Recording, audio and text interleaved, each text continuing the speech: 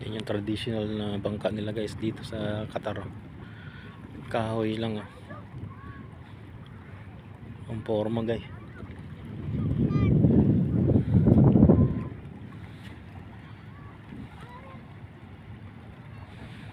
Gawang kahoy lang.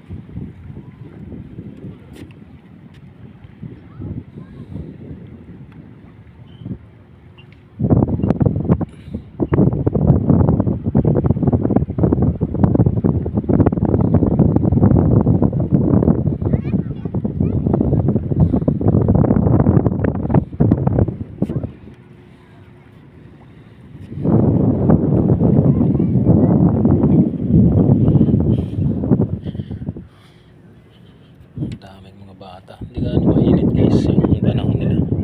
Pero tirik yung araw kasi hindi naman gasanong mainit. Hindi siya ganun kainit.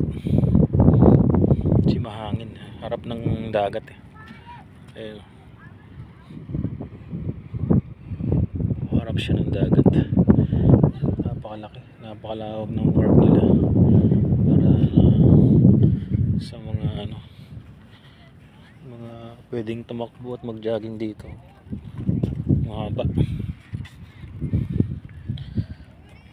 dito to. Tapos lawak dito ng palaruan ng mga bata. Ito. Tsaka malinis guys eh. Malinis, hindi siya madumi na hindi ka mandidiri na maghihiga-higa dito sa damuhan nila. Napakalinis.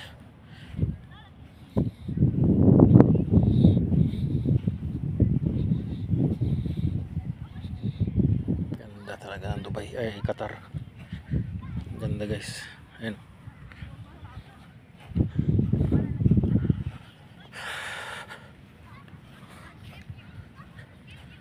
Hindi rin bawal dito na maglakad-lakad eh. Okay lang din na maglakad-lakad at mag-ano dito. Masarap dito guys siguro sa gabi magtambay-tambay. Tambay-tambay lang dito sa labas. Ayun, napakalawak ng parang pwede talagang mag takbo-takbo yung mga bata dito. So hindi sila libreng-libre lang sila. Kasi iba dito nagpipiknik dito. Ayun. Diyan lang sila kahit sa ng araw. Sa ilalim ng araw okay lang. Parang hindi ka naman mangingitim eh.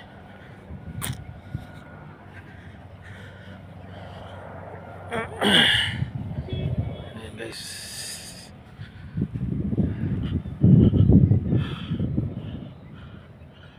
Qatar. Ayos. Napakayamang bansa ng Qatar na to. Siyempre maraming Pinoy dito. Mga Pinoy na OFW. Mga kababayan natin nandito lahat.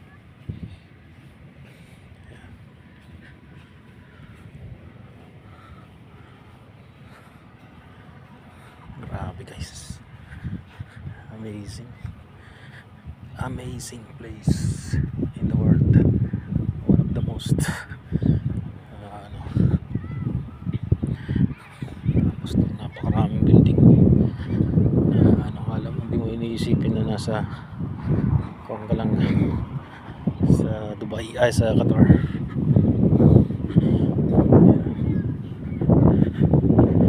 Grabe, napakalinis guys. Tapos ito yung mga nakatambay na to ay pila yata to na mga may mga service private. Tapos yung iba taxi pwede mong sakyan. Ito yung nandito dito,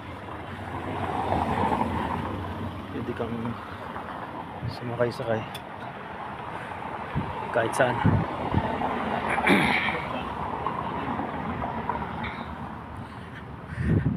So yung kalsada nila ay di espalto, parang brick style. Yan ang nilalakaran ko guys, brick style siya. Matibay Malupit guys, matindi. Mayaman ng bansang ito. Mayaman. So, sa gabi ang maganda maglakad-lakad dito kasi hindi talaga siya init, malamig. So ayan guys, yung part doon ay mga ano ito, yung mga ano yan, mga buildings ng mga ano na.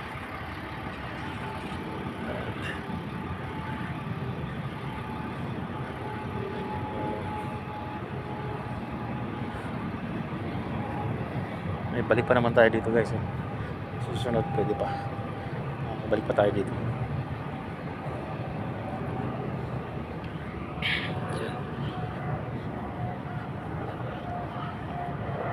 Balik na tayo. Balik na tayo sa loob.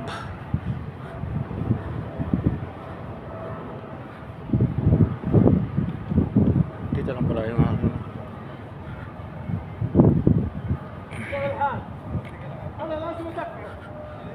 dito yung aming barko.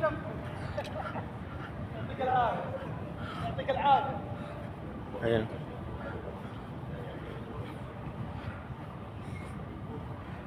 Aming barko nandito. Ayan. Diyan lang sa tapat mismo. Sa tapat lang natin ang barko. Ito guys. Dito lang siya. Ayan.